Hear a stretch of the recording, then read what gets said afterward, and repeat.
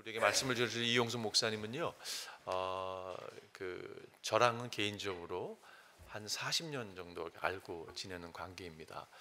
늘 저의 멘토처럼 늘 정말 가까운 형님으로 또 이렇게 늘 은혜를 많이 주시는 분이세요. 그래서 너무 개인적으로 너무 감사한 분이고 신앙의 길을 걷도록 인도한 분이시기도 하고요. 서울에 있는 사랑의 교회 선교 목사님으로 우리 섬기다가 요즘은 AC 액세스라고 하는 선교 단체를 통해서 많은 현지 목사님들 또 선교사님들을 가르치고 섬기는 일을 감당하는 분이십니다. 우리 이용수 목사 나오셔서 오늘 귀한 말씀 전하실 때 우리 큰 은혜가 있기를 바랍니다. 목사 나올 때 한번 환영의 박수 하겠습니다. 반갑습니다. 최경호 목사님은 사실 청소년 시절에 조그마한 밸리에 있는 작은 교회에 함께 다녔어요. 여기 린다도 여기 있는데 하나도 안 늙었네. 그러면서 같이 이렇게 지나다가 대학교에 들어가서는 작은 불꽃이라는 선교회에서 또 함께 주님을 섬기고 훈련을 받는, 그래서 좀 더 우리가 더 좀 서로를 아이언이 아이언을 샤픈하는 것처럼 좀 이렇게 하자. 그래서 같이 살았어요. 둘이 같이 살면서 같이 콰이트 타임도 하고 같이 이야기도 나누고 그렇게 지내면서 저보다 나이가 어린 동생이지만 배울 점이 너무나 많고 주님께 헌신한 참 본받을 점이 많은 그러한 동역자요 제 친구인 최경호 목사님입니다. 여러분들 저를 잘 알지 못하시는 분도 계실 텐데 또 한 얼마 된지 저도 기억이 잘 안 나는데 한 1, 2년 됐나 저를 또감사교회 협력 선교사로 또 받아주셔서 기도해 주시고 또 물질로도 섬겨 주셔서 힘을 얻고 주님의 일을 감당하고 있습니다. 저는 여러 나라를 다니면서 그러니까 이제 짧게 말하면 미국에 17살 때 와서 주님의 받은 은혜를 나누고자 해서 사람들을 모아서 같이 기도 모임 하면서 하던 게 원하지 그런 생각을 하질 않았는데 또 이순정 목사님이라는 멘토랑 연결이 돼서 작은 불꽃 선교회에서 제가 20년을 섬겼습니다. 그리고는 하나님의 인도하심 가운데 에이시안 아메리칸 처치를 개척을 했는데 2세들이 주로 많은, 그래서 쉬운 거는 아니었는데 그래도 거기서 13년 동안 잘 버티면서 숫자는 작았지만 참 교인들에게 사랑을 받고 제가 그들을 사랑하고 그러한 시간을 보내다가 하나님께서 또 다시 선교의 길을 가라고 하셨는지 전혀 계획이 없던 서울에 있는 사랑의 교회에 선교 담당 목사로 들어가서 거의 6년을 거기에 있던 중 또 클리어하게 앞으로 어디 갈지 모르겠는데 여기를 떠나라는 그 사인이 너무 강하게 와서 오정현 목사님이 막 못 가게 하려는 거 말리는 거를 뿌리치고 나와서 미국으로 도망쳐서 거기서 다 나왔어요. 10월 달에 도망쳤는데 2월까지 봉급이 나오더라고요. 그래서 결국 안 돌아가고 그 다음에 한 6개월 안으로 그 당시에 에이시안 액세스라는 한 50여 년 된 국제단체의 그 회장이 저랑 옛날부터 가깝게 알던 친구였는데 우리 단체에 들어와서 패컬티로 그 당시에 20여 개국의 아시아에 있는 나라를 가해 한 12명 정도의 각 나라의 인플루엔셜한 시니어 패스터들을 모아서 2년 동안 훈련을 시키는데 1년에 4번씩 2년 동안에 8번 4박 5일 그렇게 훈련을 시키고 나면 또 이렇게 하고, 그래서 어떤 지역은 뭐 20년 30년 돼도 있고 그게 각각마다 달라요. 그러면 또 그 졸업한 사람들끼리 그 이번 봄에 캄보디아 갔을 때는 그 졸업한 사람들이 또 리트릿을 하는 100명이 졸업을 했는데 50명이 왔더라고요. 그래서 그러한 보람된 일을 하면서 또 알게 모르게 어떤 한 분이 2만 불씩 계속 도와주셔서 그 돈으로 15나라를 해마다 코비드 전까지 돌아다니면서 신나게 주님의 일을 했는데 이게 그냥 거의 10년 가까이 전속력으로 세계를 돌아다니면서 막 하면서 도파민이 나오고 막 패션 익사이링 하다가 이게 딱 섞버리니까요 서서히 이렇게 스피릿이 내려가더니 나중에는 푹 꺼져가지고 침체로 내려가는 그러한 현상을 경험하면서 제가 오늘 들은 이 말씀을 많이 연구하고 생각해 보면서 제 자신을 돌이켜보고 엘리야를 생각해 보고 그러면서 은혜를 받았던 이 말씀을 여러분과 함께 나누고자 하는 것입니다. 엘리야는 여러분과 제가 너무나 잘 아는 유명한 구약의 선지자입니다. 악행과 우상 숭배를 한 아합 왕과 그 이방인 여왕인 그 이세벨의 그 백그라운드 속에서 참 선지자로서 능력을 행하고 수많은 기적을 하나님의 능력을 나타내고 보여진 참 귀한 주의 종이었습니다. 그는 하나님의 심판인 이스라엘에게 다가올 가뭄을 예언도 했고 그대로 이루어졌고요. 바알을 섬기는 에스라의 예언자들과 대결해서 그들을 전부 몰살시키기도 했고요. 가뭄을 끝내는 그 기도함으로 비가 와서 가뭄을 해결하는 기적도 일으켰고요. 심지어 죽은 자도 살리는 기적을 행하였습니다. 대단하지 않습니까? 그 많은 사람들이 그 능력을 행한 그 선지자로 기억하고 엘리야와 관련된 노래들도 있지 않습니까? 하지만 성경은 감사하게도 이렇게 하나님의 영광과 뜻을 위해서 위대하게 쓰임을 받은 모습만 보여주는 게 아니라 그렇게 위대한 사람도 연약하고 약하고 실수하고 심지어 죄 짓는 것까지 이렇게 보여주시면서 우리에게 도전도 하고 격려도 하면서 하나님이 이렇게 연약한 인간을 성령의 능력으로 역사해서 이렇게 귀한 일도 하시고 또 그것이 하나님이 이렇게 걷어가시면 인간은 이렇게 연약한 정말 질그릇에 불과한 거구나라는 것을 생각하게 합니다. 오늘 본문 말씀을 보면 악한 여왕 이세벨이 하나님의 놀라운 능력을 목격하고도 엘리야를 죽이려고 그래요. 그러니까 엘리야가 익스펙트한 게 아니에요. 그 정도 됐으면 이제 그만 이제 하고 저 이세벨도 정신을 차리겠지. 그런데 반대로 내일까지도 죽일 거야 하면서 협박을 해오는 겁니다. 그러니까 3절에 보면 엘리야가 자신의 생명의 위험을 깨닫고 도망치는 장면이 거기에 나오는데 이렇게 말합니다.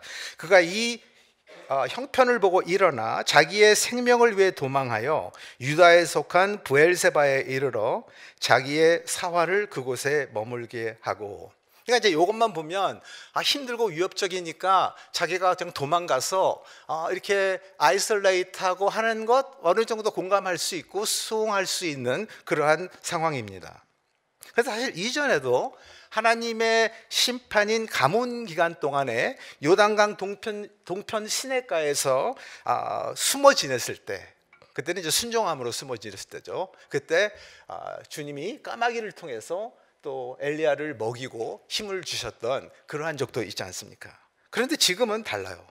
이세벨의 위협에서 도망을 치는 거예요. 브엘세바라는 곳에서 그래서 이르렀을 때 아주 상당히 희한한 현상이 일어나는데 제가 이걸 굉장히 아이덴티파이 했어요. 막 이렇게 하다가 이렇게 된 거예요, 제가. 그래서 여기서 이렇게 된 거구나. 갑자기 개인의 상태가 안 좋아져요. 갑자기 바로 조금 전에 멀쩡했는데 그냥 안 좋아지는 거예요. 그는 그를 따르던 사환을 더 이상 자신과 동행하지 않게 하고 혼자 스스로 광야로 들어갑니다. 그리고 홀로 하루 정도 길을 가다가 한 로뎀나무 아래에 앉아서 더 이상 살고 싶지 않는 거야. 웃기지 않아요, 여러분? 근데 인간이 이렇게 약해요. 금세 이렇게 하다가 어느 한순간에 뭐 어떤 그 사람마다 그 치료가 하는 것들이 있어요. 제가 한 일주일 전에 전화를 받았는데 필리핀에서 탑 5 리더 중에 젊은 리더예요. 미국에서 PhD하고 신학교에서 강의하고 막 책도 쓰고 굉장한데 이 친구의 약점은 뭐냐면 이 사람이 좀 젊은 편이니까 필리핀의 탑 5 리더가 여기를 그냥 막 계속 죽여버리는 거예요. 자기가 디벨롭한 프로그램을 싹 가져가고 이 사람을 빼버리고 자기들이 사용하고. 그러니까 옛날에도 그런 경험을 해서 목소리를 잃어서 지금도 목소리가 옛날같이 안 나와요. 근데 이번에 또 온 거예요. 그러니까 이 사람의 트리거 포인트는 릴레이션십에서 어떠한 게 오면 디프레션에 빠져요. 1시간 반을 통화를 했어요. 그러면서 이런저런 이야기를 하고 제 이야기도 하면서 위로하고 함께 기도했던 적이 있습니다. 자, 그러니까 이제 여기서 죽기를 간청하면서 그가 선택한 광야길, 그래도 어디로 가야 되는지는 알아요. 그냥 가는 거예요. 호렙산을 향해서 가는 길목이에요. 이 호렙산은 우리가 신의 산이라고도 하고 하나님의 산이라고도 하는, 모세가 하나님을 대면해서 십계명을 받았던 그 산이죠. 그러니까 하나님과 임재가 있는 산이에요. 하나님의 산이라고 불리는 하나님의 산이에요. 그러니까 엘리야는 큰 위기를 느끼면서 하나님을 향하여 나가는 길이지만 로뎀나무 아래 딱 와서는 다 포기해버리는 거예요. 그 길을 가면서도 포기해버립니다. 사실에 보니까 여호와여 넉넉하오니 지금 내 생명을 거두시옵소서라고 요청. 넉넉하다 말이 뭐 I've had enough. That's enough of it. 이제는 더 이상 못 감당하겠어. 끝났습니다. 그냥 놔두세요. 이렇게 나가는 겁니다. 그리고 뭐라고 그래요? 나는 내 조상들보다 낫지 못하나이다 말하고 누워버려요. 공감하십니까? 이럴 때 있으셨을 텐데 오래 살아보셨으면 저는 여러 번 경험했어요. 지금 본문 4절의 엘리야의 모습이요, 전형적인 탈진, 번아웃, 우울증 환자의 모습이에요. 이 우울증 환자는 극심한 절망감과 함께 자기 연민과 실패감 또는 피해의식이 가득한 자신을 발견하게 됩니다. 그리고 삶에 대한 두려움과 좌절감으로 죽고 싶어 하거나 때로는 순간적인 잘못된 결정과 어떠한 사탄의 강한 어택으로 인해서 자기의 목숨을 끊기도 해요. 유명한 목사님 가운데 그러신 분들도 있지 않습니까? 사람은 어려운 일과 고난이 오면 지치고 살아갈 힘을 잃기도 하지만 그 정도가 과해지면은 우울증으로 옮겨가게 됩니다.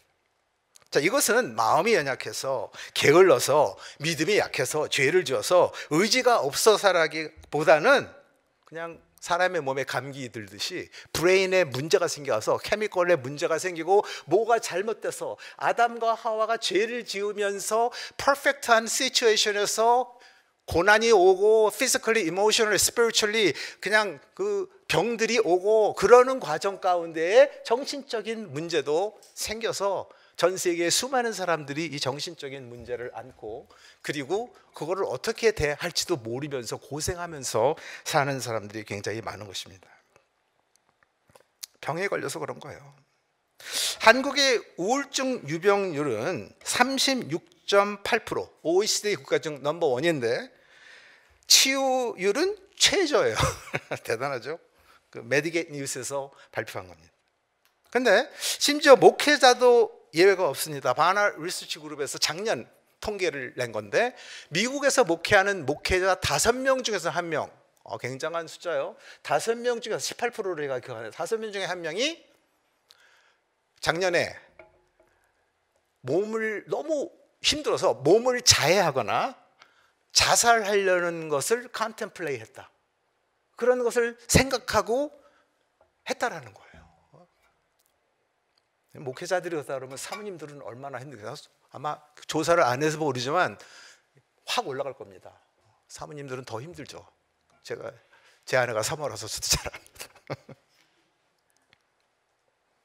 그리고 심지어 52%의 미국 목회자들의 그들의 이 정신 건강에 대해서, 정신 건강, 그러니까 멘털 헬스에 대해서 전혀 도움을 받지 못했다.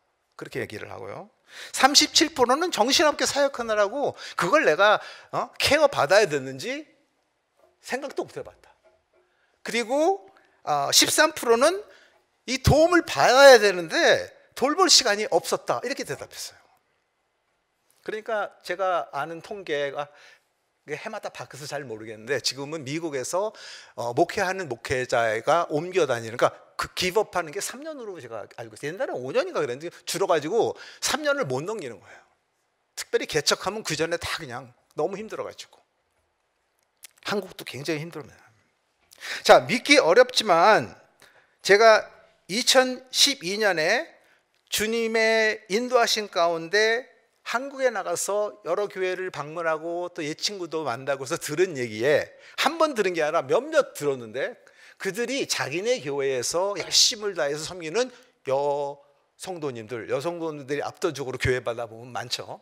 천국에 가면 여자가 더 많을 것 같아요, 제가 보기에는. 근데 그분들이 이제 막 봉사하죠. 막 교회에 그냥 자주 오죠. 뭐 12번 오시는 분도 계시고 막 그냥 열심히 최선을 다해서 하고 소그룹도 인도하고 가정을 열어서 또 뭐 이것저것 하는데 이 목사님들이 그래도 이렇게 오래 사역을 하니까 딱 보면 알거든요.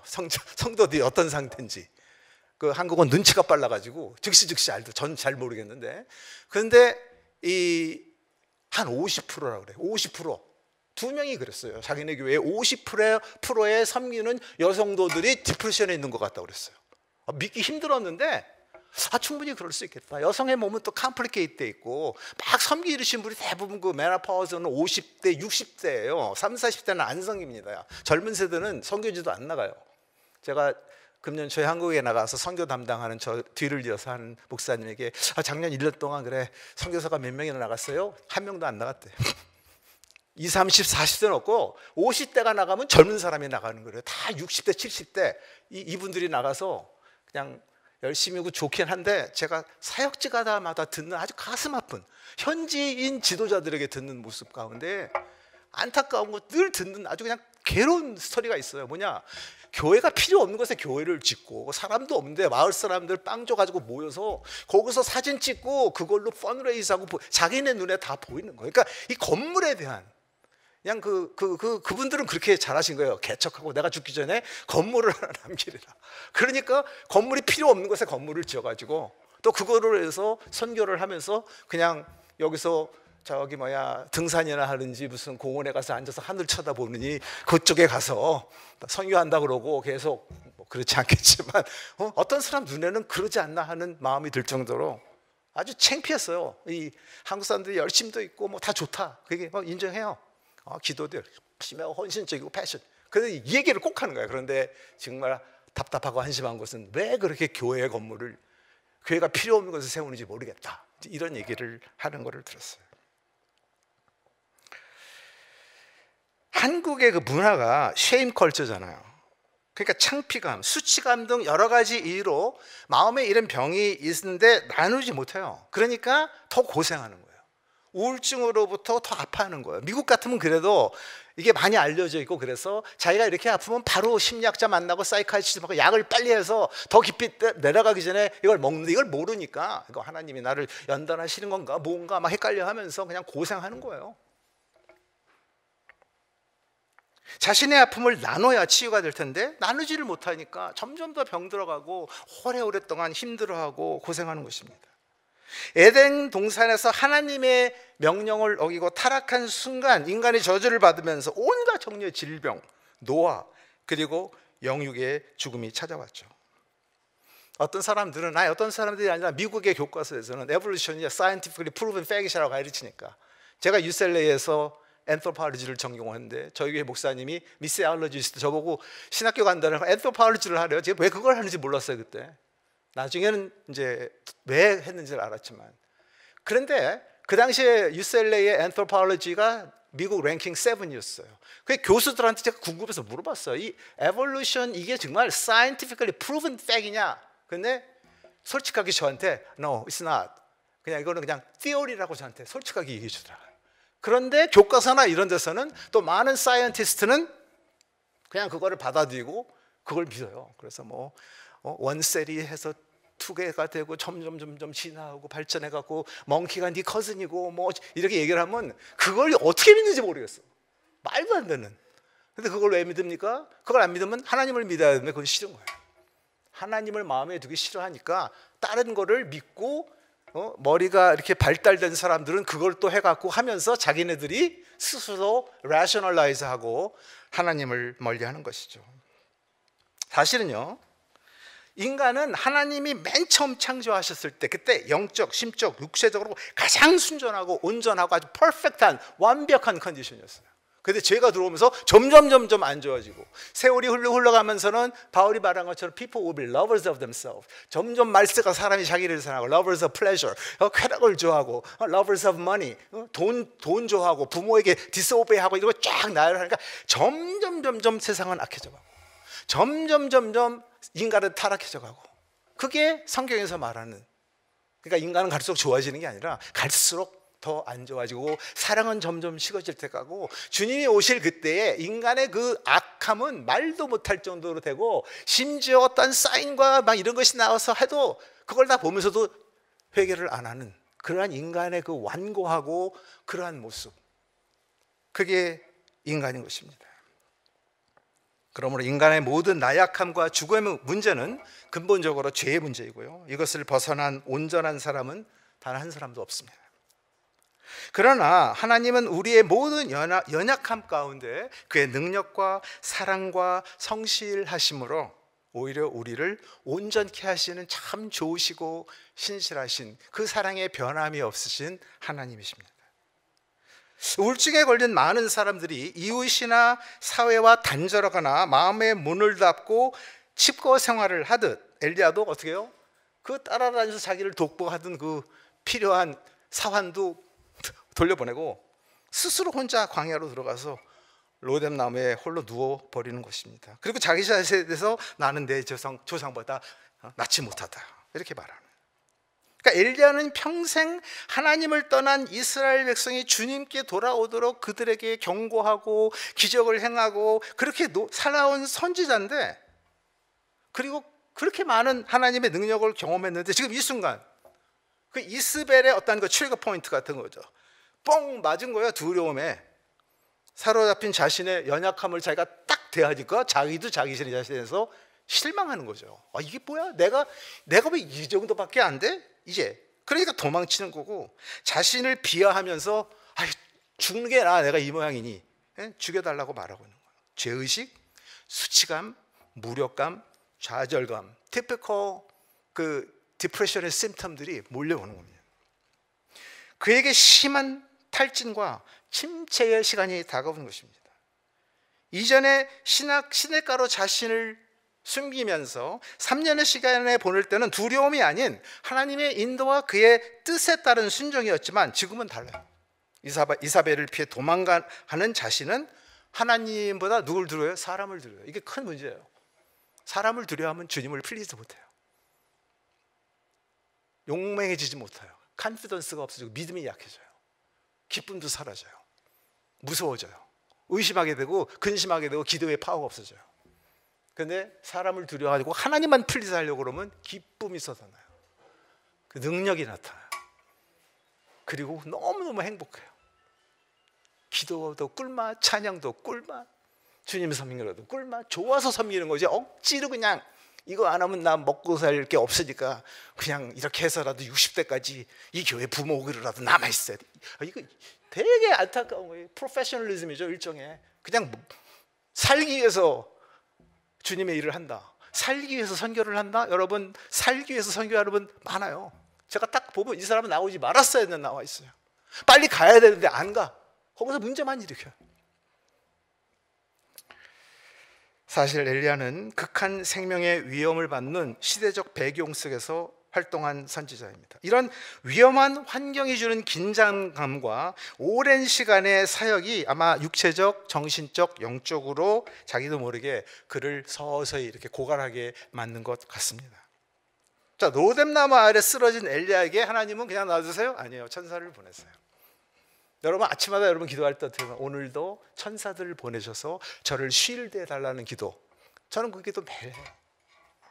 하는 거하고 안 하는 거 달라요. 그 다음에 하루도 빼먹지 않고 기도하고 하루도 빼먹으면 하나님 시험에 들지 말게 하시고 악에서 구하옵소서. 그리고 또 하나, 하나님, 예수님께서, 아들인 예수님께서 하나님이 기뻐하시는 것만 했는데 저도 하나님 기뻐하시는 걸 기뻐하며 그것만 하다가 주님 만나게 하옵소서. 그래서 하나님이 기뻐하시는 것을 발견해서 그 일을 하잖아요. 반드시 성공합니다. 그리고 물질은 그냥 따라와요. 저는 그걸 많이 경험했어요. 근데 기뻐하시지 않은 거, 내 욕망, 내 이걸 하잖아요.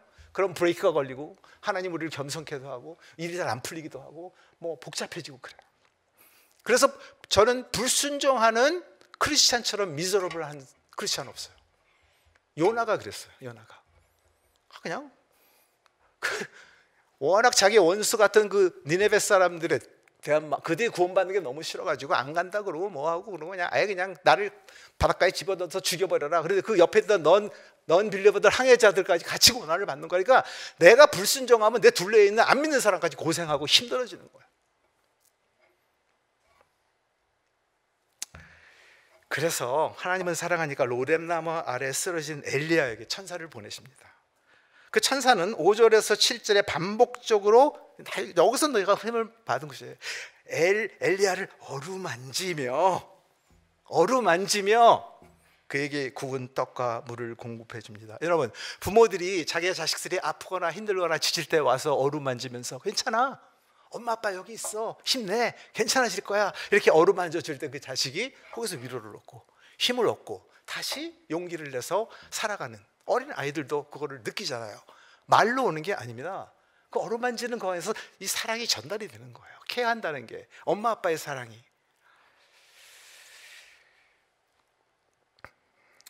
이런 케어와 어루만짐은 치유와 위로를 느끼게 하고요, 새 힘과 용기를 북돋아 줍니다. 천사의 어루만짐은 상처로 얼룩진 엘리야의 마음을 따뜻하게 감싸 안아 주었을 것입니다. 뿐만 아니라 사막 한가운데서 엘리야에게 숯불에 구운 떡을 공급해서 지친 엘리야에게 수중을 들면서 그가 육신의 회복을 얻도록 먹고 자게 합니다. 뿐만 아니라 또 엘리야가 가야 하는 목적지 호렙산을 향해서, 엘리야도 알고 있어요, 그걸 끝까지 갈 수 있게, 주님 앞에서 끝까지 이걸 감당할 수 있게 계속 리마인드 하면서, 자, 이거 먹고 힘내, 내가 어루만져 주지, 너 할 수 있어, 거기까지 가야지, 그게 너가 하나님께서 너에게 맡기신 일이야, 포기하지 마, 힘들지 않아, 그래도 천천히라도 좋아, 가, 그러시는 거예요. 7절에 보면 여호와의 천사가 또 다시 와서 어루만지며 이르되 먹으라, 내가 갈 길을 다 가지 못할까 하노라 나라고 말했습니다. What tender and gentle care. 너무너무 좋지 않아요? 여러분, 이런 섬김을 받으신 적 있습니까? 저는 있습니다. 여기 몇 분 계세요, 이 교회도. 저에게 어루만져 주신 분, 우리 박기호 교수님, 제가 힘들고 어려울 때마다, 출연시간 있을 때마다 저를 많이 어루만져 주셨고요. 제가 아직도 한 번도 보지 못한 어떤 분은, 제가 오션뷰 교회 할 때 13년 할 때 힘든데 한 번도 본 적도 없고 저도 만나본 적도 없어요. 그런데 몇 년씩 참 물질로 저를 도와주시면서 저를 어루만져 주셔서 제가 거기서 힘을 얻고 또 목회를 오랫동안 할 수 있었어요. 그래서 저도 살면서 이렇게 다른 사람을 어루만지고 싶어요. 근데 제가 어루만지고 싶은 사람은 목회자들이에요. 근데 어떤 목회자냐? 어려운 나라, 핍박받는 곳, 가난한 나라의 목회자, 특별히 라오스에 대한 마음을 주셔서, 라오스에, 제가 에이들의 사역을 통해서 가라는데 여기저기 가지만 저는 라오스를 intentionally 1년에 2번은 꼭 가요. 거기에 지도자들하고, 교단 지도자들, OMF 리더들, 또 그 비엔틴에 있는 그 시니어 패스터들하고 협력을 하면서 특별히 이 하우스 처치, 교회를 세울 수 없는 이 저기 rural area, unengaged people, 아직도 지금 한 20개 정도가 아직 남아 있어요. 그 미전도 종족이 제 기억으로는 많이 했죠. 근데 거기가 그걸 하면서 막 죽고 그래요. 제가 아는 한 선교사는 15년 동안 이 사역을 하면서 5군데 복음이 없는 곳에 들어가서 전도하고 해서 교회를 세웠어요. 그래서 거기서 막 하고 있는데 이걸 누가 발견했는데 자기가 도운 사람을 잡혔어요. 거기는 로컬 어서리티가 제일 세요. 이장의 파워가 저 나라의 이거보다 더 세요. 이장한테 걸리면 끝이에요. 이거 이장이 잡혀가지고 널 디사이플하고 도와준 사람이 누구냐 하는데 불질을 하니까 죽여버렸어요. 그리고 그냥 숲속에다 던져버렸어요. 근데 자기가 도운 사람이 또 여럿이 있잖아요. 그러니까 결국은 발각이 되니까 딸 셋이 있는데 어린 딸 셋을 데리고 바로 도망가가지고 비엔틴 도시에서, 지금은 못 들어가요. 거기 가면 죽으니까 여기에서 그쪽에서 자기가 도왔던 사람들을 데려다가 3명씩, 집이 좁아가지고 많이 못 데려오고 3명씩 이렇게 해서 그들을 4박 5일 자기 집에 있으면서 하고 또 보내고, 그런 사역을 하는, 저와 같이 네트워킹하는 귀한 형제예요. 판타라는 형제예요.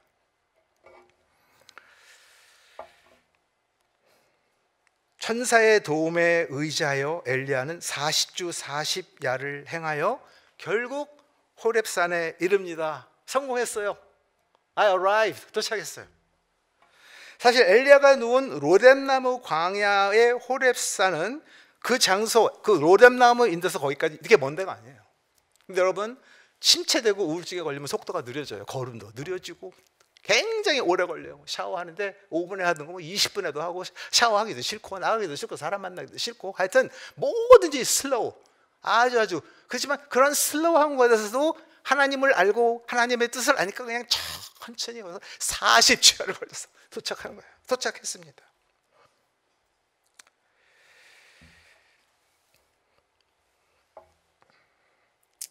성경에 보면은 그 40이라는 숫자가 자주 등장하는데, 노아 시대에 하나님이 심판을 내릴 때, 그때까지 비라는 것을 사람이 몰랐는데 그냥 위에서 비가 40주야로 떨어지면서 홍수가 나면서 했던 그 사건의 40. 모세가 시내산에서 40주야를 그냥 그 백성들이 맨날 리벨 하니까 얼마나 힘들고, 그것 때문에 막 나를 죽여달라고 모세도 디프레션에 빠지고 그랬잖아요. 그를 위해서 기도하는데 40. 골리앗이 다윗이 도착하기까지 사울의 그 군대들을 괴롭히는데 40일. 이스라엘 12명의 스파이가 정탐하는데, 가나안 땅 정탐하는데 40일. 예수님이 광야에서 40일 밤낮으로 금식하고 기도하고 결국 끝에는 사탄의 시험을 당하는, 거기도 40. 그러니까 이 40일이라는 숫자는 시험의 시간, 고난과 역경의 시간으로 많이 나타나는 것 같아요. 자, 지금 엘리야도 40일을 극심한 탈짐과 무력감 속에서 주님 앞에 나아가고 있는 모습입니다. 때로는 우리도 이 험한 세상을 살면서 끝나지 않을 것 같은 길고 긴 터널을 지날 때가 있어요. 안 끝날 것 같아요. 그냥 이렇게 나는 주님께 하나 보다, 그렇게 생각하고, 심지어 가까이에 있는 사람도, 아내도 남편도 당신은 이제 끝난 거야, 그냥 이렇게 구원은 받았으니까 그냥 이렇게 이걸 그냥 안고 그냥 견디면서 그냥 가는 거야, 이렇게 생각하기가 쉬워요. 그러니까 소망이 없습니다. 열정도 없는 좌절감이 덮쳐가지고요, 살아갈 자신이 없어요. 살아있는 것 자체가 죽음보다 더 힘드니까 그런 느낌이 드니까 죽고 싶은 거예요. 죽지도 못하고. 그러니까 하나님이 당신 날 좀 데려가 주세요, 좀 죽여주세요, 그러는 거예요. 저도 이런 적이 있어요. 죽었던 적이. 사람에게 위해서 설교하고 길가에서 쓰러져가지고 죽어서 직방으로 천국 가는 길을 사람에게 모든 교인들이 결혼해서 다시 살아났어요. 화가 어떻게 나는지. 그 목회자들의 꿈이 그 설교다 죽는 거거든요. 아무리 2, 3년 그게 아니라, 아니 내가 17살 때부터 전속력으로 달려와서 35년 사랑의 교회하고 똑같아요. 78년부터 일을 한 거. 그 오랜 시간을 힘들게 해서 했는데, 나에게 하나님이 기회를 줘서 직방으로 천가를 주는데 자기들이 기도해서 내가 사랑했대, 살아났대. 그러니까 제가 할렐루야 그런 게 아니라 화가 나가지고, 그만큼 제가 이기적인 걸 발견했어요. 아내도 생각 안 하고 애들도 알았어요. 나만 생각하는. 참, 나중에 정신을 차렸죠. 인생의 깊은 터널, 다윗도, 예레미야도, 베드로도, 심지어 우리 주님도 십자가에서 아버지의 버리심을 받으시면서 경험했던 주님의 그 고통은 여러분 상상을 못해요. 여러분과 저의 지은 죄 하나만 인핏된 게 아니에요. 그 주님께 전가된 게 아니라 과거, 현재, 미래, 나의 모든 죄, 여러분의 모든 죄가 예수님께 넘어가 버렸어. 그리고 그거를 정죄해야만 한다는 거룩하시고 저스트하신 하나님의 wrath가 예수님한테 간 거예요. 이게 얼마나 힘들었겠어요. 그러니까 예수님 왜 나를 버리시나이까. 그 전에는 하나님의 뜻을 알고 십자가를 지어가는 건 아니지만 이게 얼마나 힘든 건지 아시니까, 가능하면 이 컵을 나에게서 좀 이렇게 좀 떠나게 해달라고. 그런데도 예수님은 아버지의 뜻을 이루는 걸 가장 딜라이트하니까 내 뜻대로 마옵시고 아버지의 뜻대로 하옵소서. 그래서 여러분과 저를 마음에 두시고 십자가에서 다 짊어지시고 우리의 모든 죄를 다 가져가셔서 우리가 예수 그리스도와 유나이트해서 하나됨으로 인해서 하나님 아버지가 예수 그리스도라는 윈도우로 여러분과 저를 보니까 어떻게 봐요? 마치 여러분과 제가 예수님처럼 죄 한 번도 안 지은 것 같은 거룩한 자. 그래서 우리를 saint, 하기아스, separate one, 거룩한 자, 너는 의롭다, 우리의 포지션이에요. 그렇게 인정해 주잖아요. 얼마나 놀라운 진리입니까? 그분의 의로우심이 우리의 의로우심이 되고 우리의 모든 죄는 글로 가고, 영어로 더블 임퓨테이션이라는 닥트린, 놀라운 진리죠. 현존했던 수많은 위인들도 경험하는 너무나 커먼한 현상입니다. 설교의 왕자로 불렸던 찰스 스퍼전, 일생 동안 그렇게 설교를 젊을 때부터 잘해가지고 많은 사람의 질투를 사게 됐지만 그거는 일평생 우울증으로 고생해서 어떨 때는 그냥 몇 개월씩 설교도 못하고 그걸 안고 살아가면서 주님의 사역을 했던 사람입니다. 이제 엘리야는 하나님의 산 호렙산에 도착합니다. 목적지에 이르렀으니까 이제 좀 나름대로 안도감과 기쁨이 들었을까요? 아닙니다. 약간은 있지만 아직도 힘들어요. 뭐 얼마 전보단 조금 나은데 지금도 나는 정상이 아니야. 아직도 힘들어. 그러니까 어떻게 해요? 호렙산에 이르러서도 그거 굴에 들어가요. 거기에 있어요. 캄캄하고 어두운 굴 속에서 엘리야는 자신을 또 굴 안에 가두는 것입니다. 그의 어두운 상태가 아직도 지속되고 있는 모습을 볼 수 있습니다. 그때 9절 말씀에 너무나 놀라운 은혜를 받은 것이 여기서 엘리야야 네가 어찌하여 여기 있느냐, 하나님의 말씀에 인하여. 하나님이 몰라서 지금 묻습니까? 하나님은 전지전능하신 암니션한 모든 걸 다 하시는 그분은 영원하셔서 우리와 같은 시간관념, 리니어한 시간관념에 머물러 있는 분이 아니라 우리의 현재, 과거, 미래를 현재로 보시면서 다 보시는 분이에요. 이해가 안 되죠? 이해가 안 되는 게 많아요. 삼위일체도 안 되고 예수 그리스도의 신성과 인성이 풀리면도 이해가 안 되고 많습니다, 성경. 근데 그렇게 가르치니까 우리가 믿죠. 그거 다 이해하면 우리가 하나님이죠. 이해를 못하니까 우리는 finite being이고 하나님은 우리가 필요한 거는 성경을 통해서 다 알려주셔서 우리는 거기에다 포커스해서 순종하고 가면 되는 거예요.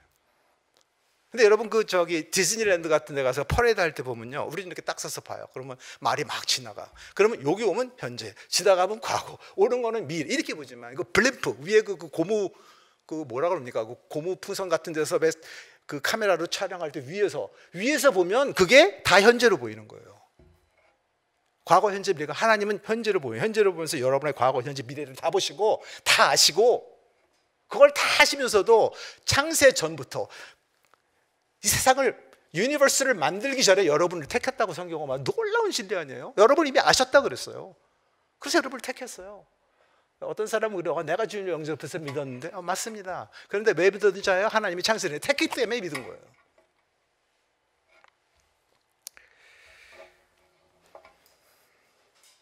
우리가 미처 못 보는, 깨닫지 못하는 우리의 내면까지 하나님은 다 꿰뚫고 계십니다.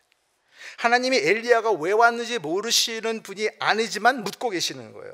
자, 이 질문은 굉장히 중요한데 여기 심리학자나 이런 분이 아실지 모르는데 여기 좋은 인사이트가 있어요. 자신의 마음과 상황을 이런 질문을 할 때 스스로 성찰하고 고백하면서 하나님께 나아가게 도와주는 질문이에요. 이게 이 똑같은 하나님의 질문과 똑같은 엘리야 대답이 반복돼서 13절에 또 나옵니다. 저는 이 말씀을 묵상하면서 야, 정말 He is wonderful counselor. 야, 이거 정말 좋은 카운슬러예요.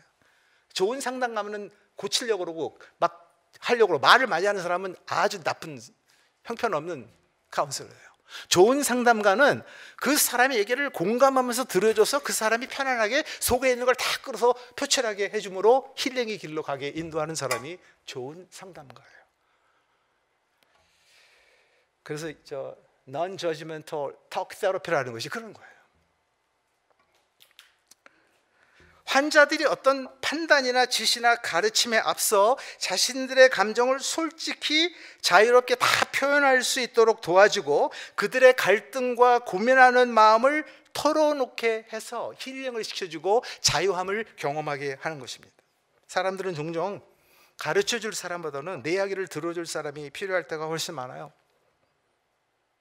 저의 사역 중에 제가 유일하게 1년에 한 번씩 한국말로 하는 사역이 있어요. 나머지는 다 영어인데 요건 한국말로 1년에 한 번.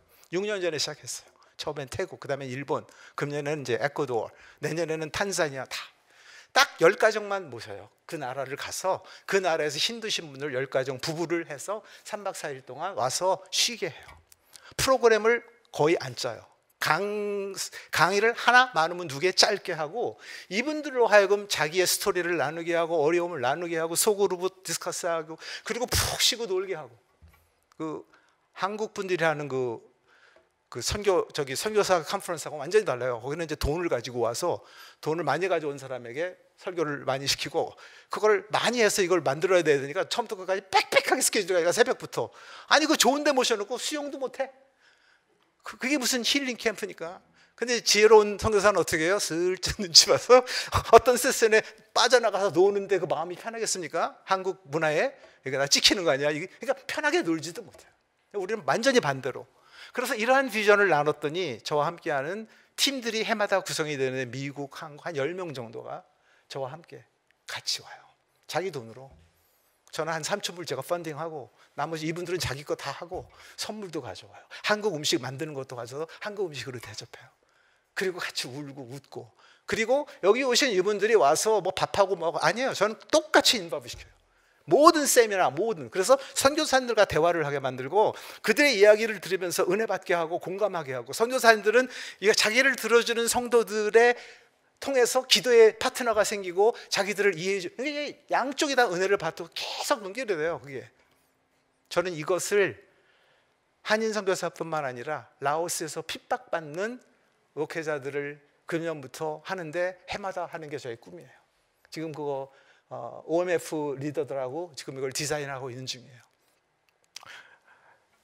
그리고 저의 또 하나의 꿈은 하나님이 인도하시면 이거를 인터내셔널리 각 나라마다 그 나라의 현지에 어려웠게 하는 목회자들을 힐링하는 캠프를 하자라는 꿈을 갖고 비전을 나누고 사람들을 모으고 non-profit organization으로 등록을 하고 보드를 형성하고 하려는 이런 꿈을 갖고 있어요. 꿈만 아직 됐다는 게 아니라. 하지만 라오스는 믿음으로 시작하고 있어요. 금년에 합니다.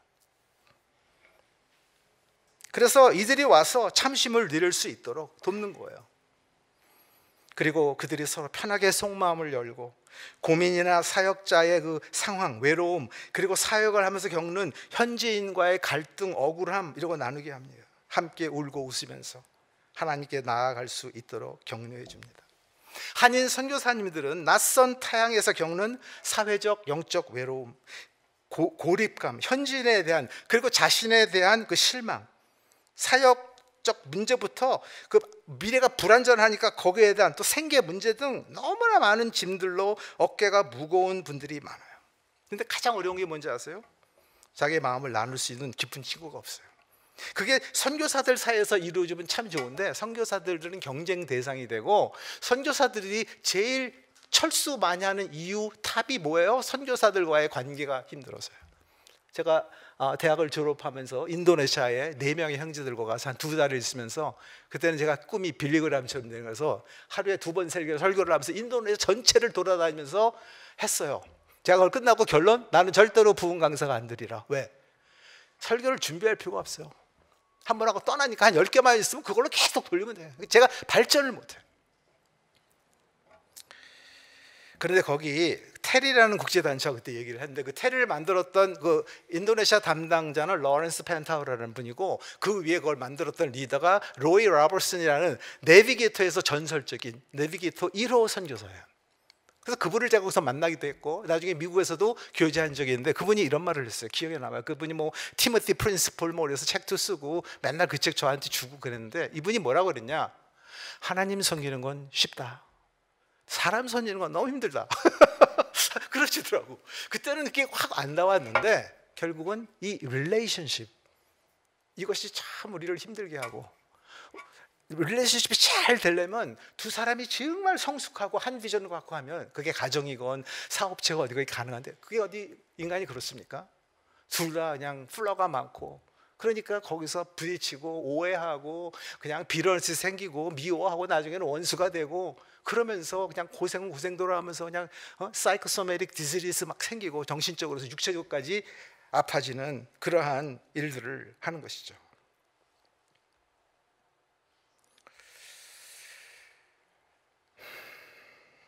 조금 시간이 많이 가서 조금 빨리 좀 넘어가게 되겠습니다. 자, 이렇게 엘리야가 수많은 백성들 앞에서 담대하게 싸우고 기도하고 승리한 그 엘리야의 모습 그 전에 18장에서 19장에서는 전혀 볼 수가 없어요. 성도 여러분, 어제의 믿음이 오늘의 믿음이 될 수 없고요. 오늘의 승리가 내일의 승리가 될 수 없어요. 어제의 열정이 내일의 열정으로 지속되고 어제의 확신이, 어제의 능력이 내일의 확신과 능력이 될 수 없는 거예요. 인간은 연약하며 쉽게 쓰러질 수 있는 존재입니다. 성경은 엘리야의 가장 강한 모습과 가장 약한 모습을 나열하면서 우리로 하여금 깨닫게 하십니다. 주님의 은혜와 도우심과 그의 능력과 긍휼로 말미암지 않고는 우리는 아무것도 할 수 없어요. 주님이 그렇게 말했어요. 너가 나한테 거하지 않으면 you can do nothing. Apart from me you can do nothing. 요한복음 15장에.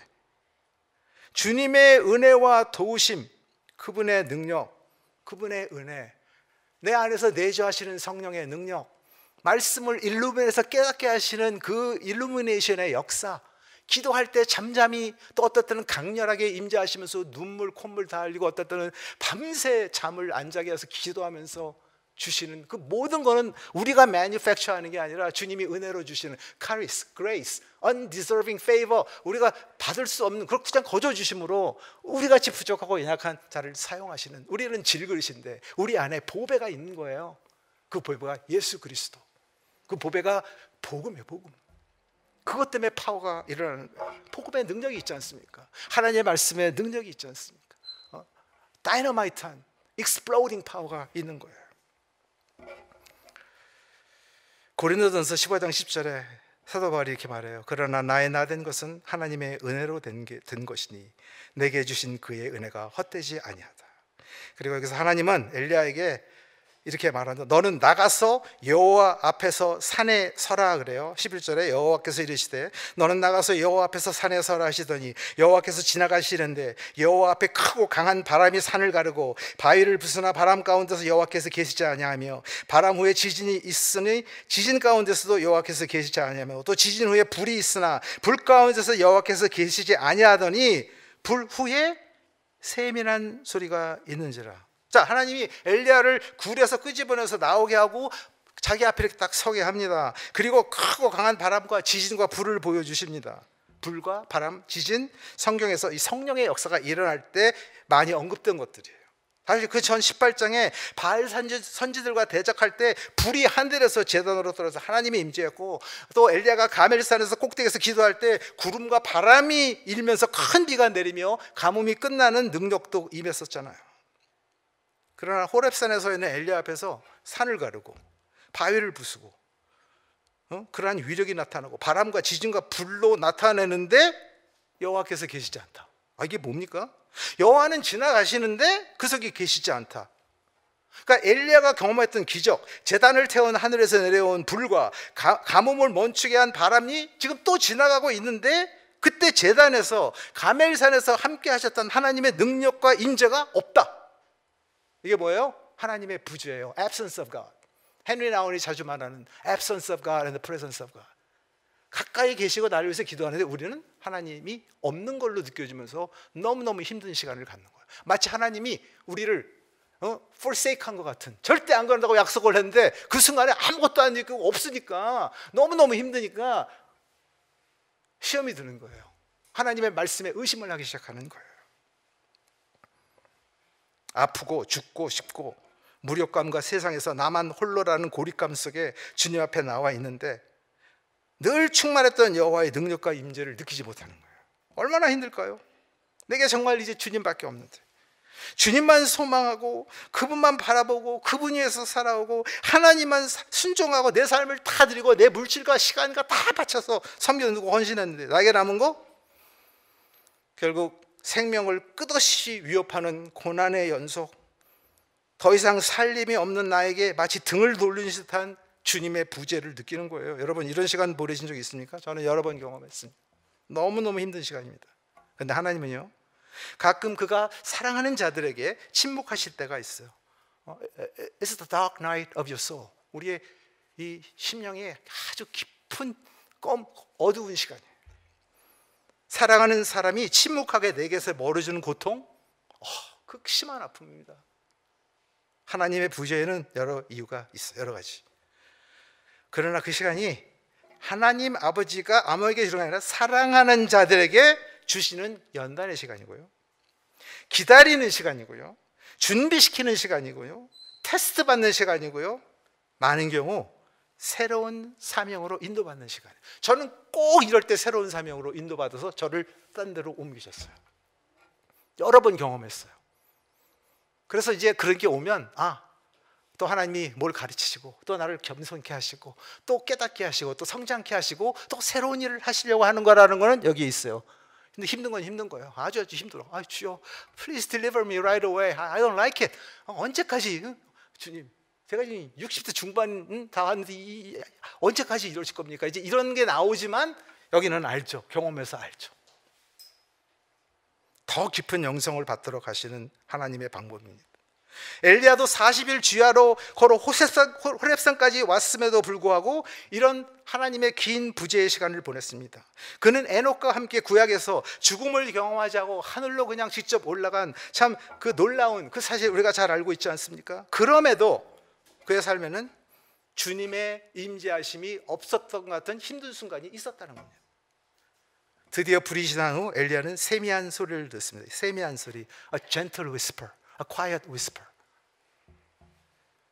그 히브리의 원어에는 딱 데마마라는 말이에요. 이 단어는 대단히 섬세하고 미세함을 강조한 단어로 외적인 강약의 소리를 나타내기보다는 내적인 음성으로 하나님의 영적 임재와 감화를 나타내는 말이에요.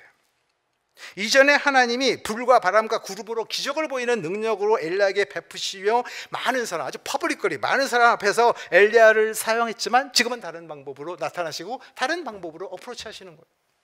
항상 똑같은 방법이 아니에요. 그냥 gentle whisper, 그냥 엘리야만을 위해서 퍼스널하게, 프라이빗하게, 조용하게 임재하시면서 말씀하시는 거예요. 하나님은 항상 우리에게 자신을 리빌하기, self revealing 하시요. 그분의 뜻을 알기를 원하고 그분의 뜻을 말하기를 원하는데 왜 몰라요? 우리가 준비가 안 돼서 몰라요. 저는 제가 옛날에 젊었을 때 여기 CCC 컨퍼런스를 할 때 제가 맡은 워크숍이 How to know the will of God이었어요. 사람이 엄청 많이 와요. 젊은이들이 어떤 직장을 하냐, 누구랑 결혼을 이게 굉장히 토픽이 좋아요. 제가 뭐라 그랬냐? 몇 가지 이걸 얘기해요. 하나님과 지금 깊이 동행하고 있습니까? 단어가 yes. 그다음에 두 번째, 하나님이 이리 가라 저리 가라 뭐라 하든 순종하고 따를 준비가 되어 있습니까? yes. 그 두 개가 통과되죠. 그럼 저 뭐라고 해요? 너 원하는 거 해. 그래요. 왜 그래요?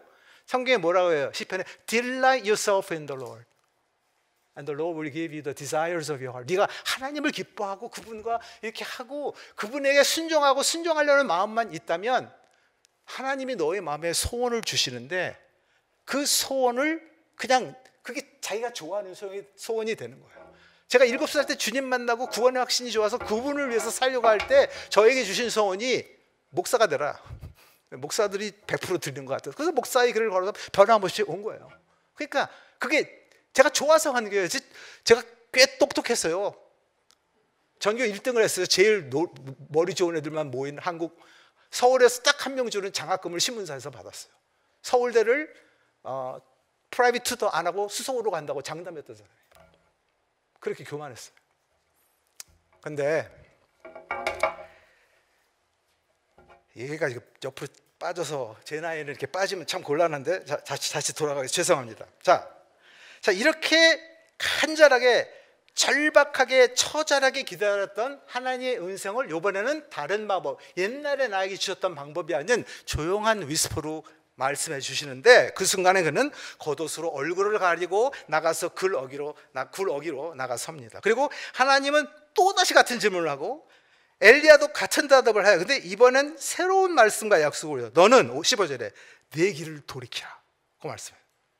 그러니까 사명이 있는 자리로부터 도폐 광야로 나온 엘리야에게 다시 가야 할 길, 아직도 끝나지 않은 길, 소명의 길, 새로운 길로 목적과 방향을 보여주시는 거야. 다시 말하면 창세전부터 내가 너를 구원시키려고 생각 주셨을 때 에베소서 2장 10절에서 말하는 나는 너를 마스터피스로 포에마로 만들어줬는데 너를 구원하는 것만 내가 예정한 게 아니라 네가 이루어야 할 그 일까지 예정해서 그걸 네가 순종하고 나랑 동행하면서 그걸 깨달아서 그걸 마치는 게 너의 사명인 거예요. 이게 뭐 누가 인정 그거 아니에요. 하나님이 창세전에 여러분이 이 세상에서 해야 할 그 일을 짜서 그거를 끝내는 게 finish well 하는 삶인 것이에요.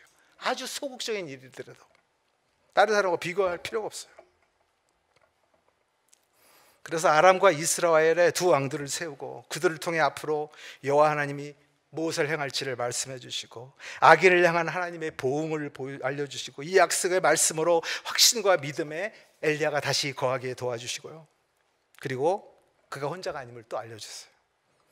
바알에게 무릎 꿇지 않은 남은 자, 또 렘넌트가 7,000명이라다 알려주므로 그가 혼자가 아님을 알게 하시고 새롭게 힘을 얻게 도와주시는 겁니다. 자, 엘리야는 이런 하나님의 음성을 통해 자신의 행위, 노력, 능력이 아니라 하나님이 그 행위를 행하고 이루심을 더 깊이 깨달았습니다. 여러분, 구원도 우리가 하는 게 아니라 하나님이 이루시는 거예요. It's completely the work of God. Salvation은 그래요. 그래서 구원의 확신이 거기. 그게 여러 번이나 달렸다 그러면 막 뜨거울 때는 구원받은 것 같고 막 푹 꺼졌을 때는 아주 불안하죠. 그런데 하나님이 He who began a good work in you will perfect it until the day of Christ Jesus. 여러분의 그 착한 선한 일, 구원의 일을 시작하신 그분이 He will complete it. 끝내는 것, 끝내시는 분이에요.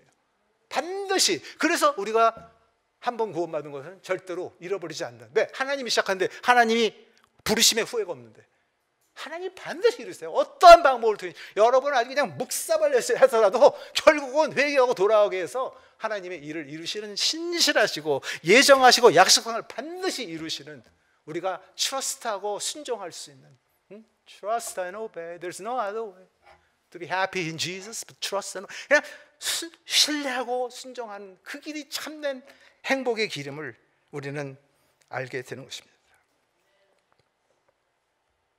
그의 보이지 않는 주권 속에 우리 모두 살고 있음을 믿고 우리는 믿음과 순종으로 두려워하지 말고 하나님의 말씀 위에 서야 합니다. 이것이 우리가 해야 할 일임을 잊지 말아야 합니다. 그리고 하나님은 엘리사를 보내서 다음 세대를 위한 준비를 하십니다.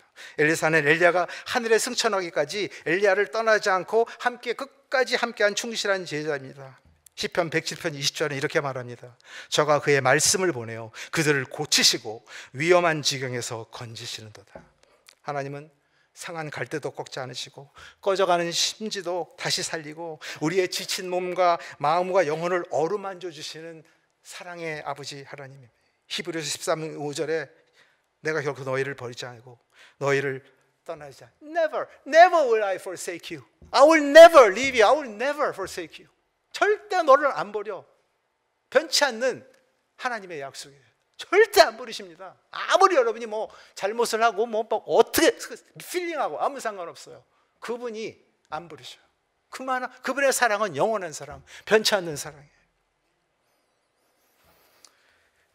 그의 마음을 무겁게 짓누르는 굴레에서 벗어나 엘리야는 다시 주 안에서 자유와 쉼과 위로와 기쁨과 힘을 얻습니다. 아무리 힘들어도요, 여러분과 저는 주님께 나아가야 합니다. 넘어지고 엎어져도 주님 앞에서 엎어지세요. 아무것도 할 수 없을 때도 호렙산 굴에서 유한 엘리야처럼 그냥 주님 앞에 엎드려서 그를 기다리며 하나님의 말씀을 붙잡고 고난의 길을 가세요. 그게 1년이건 2년이거나 그건 하나님의 타이밍에 달려있어요. 우리는 그냥 느낌이 없고 하나님의 임재가 없는 것 같고 너무너무 힘들지만 거기서 그냥 성경 읽기 싫은데 읽고 기도하기 싫은데 기도하고 몸 관리하기 싫은데 운동하고 왜? 나중에 회복되면 주님의 일을 하는데 내 몸이 아니잖아요. 성령이 거하시는 템플인데 이걸 잘 관리해야 또 은혜 주실 때 주님의 일을 하니까 그러면서 기다리는 거예요. 주님의 때를. 그러면서 겸손해지고 넓어지고 다른 사람을 더 이해하게 되고 그래서 나중에 거기서 나오면 상상을 안 했던 내가 상상하지 못했던 일들을 이루시고 더 많은 사람들에게 사랑하고 위로하고 격려하는 성숙한 모습으로 발전하는 저는 나름대로 정신적 고통을 많이 대학교 때부터 고스를 하면서 왔는데요 60대 중반이 되니까 아주 클리어지는 게 있어요. 나는 내 남은 생에 이제 주님 날 만날 날 얼마 안 남았는데 나는 그냥 주님이 기뻐하시는 것만 하다 간다. 지금부터 책들 좋아하는 책 안 읽고 이제는 말씀과 기도만 나는 하다가 간다. 그리고 주님이 기뻐하시는 것만, 가라는 데는 무조건 순종하고 가고, 돈이 있건 없건 상관없어. 주님이 기뻐하시는 내가 그 길을 간다. 다시 말하면 우리가 기도를 그렇게 하잖아요. 말씀을 통해서 말씀의 그라운드가 되고 베이스가 쌓여 있는가, 이게 하나님의 뜻인가를 분별해서, 그게 하나님의 뜻이면 하나님은 반드시 이루세요. 여러분의 기도가 아무 상관없습니다. 하나님의 그거 못 바꿉니다, 여러분이. 그런데 우리가 아멘 하면서 나가서 기도하면서 그걸 이루는데 우리를 이렇게 사용하시니까, 우리는 그때 우리가 기도해서 응답받았다고 그러는데, 그건 내가 잘나고 내가 뭐 금식하고, 뭐 어떤 분은 자기가 하나님을 푸시해서 밀어붙여. 그런 말 들으면 두려워. 이 사람이 하나님을 자기가 밀어붙여갖고 하나님이 자기 기도에 꼼짝을 못하는데 그럼 누가 하나님이야? 굉장히 이상한 분도 계세요. 잘못 아는 거죠. 말씀에 근거해서 하나님의 뜻을 발견해서 그 뜻으로 내 뜻을 얼라인시켜서 하는 게 기도예요. 그래서 하나님의 뜻대로 기도하면 다 응답받는다. 성경은 그렇게 가르치고 있는 거죠. 시편 107편 20절에 저가 그 말씀을 보내어 저희를 고치사 위험에서 건지시는도다.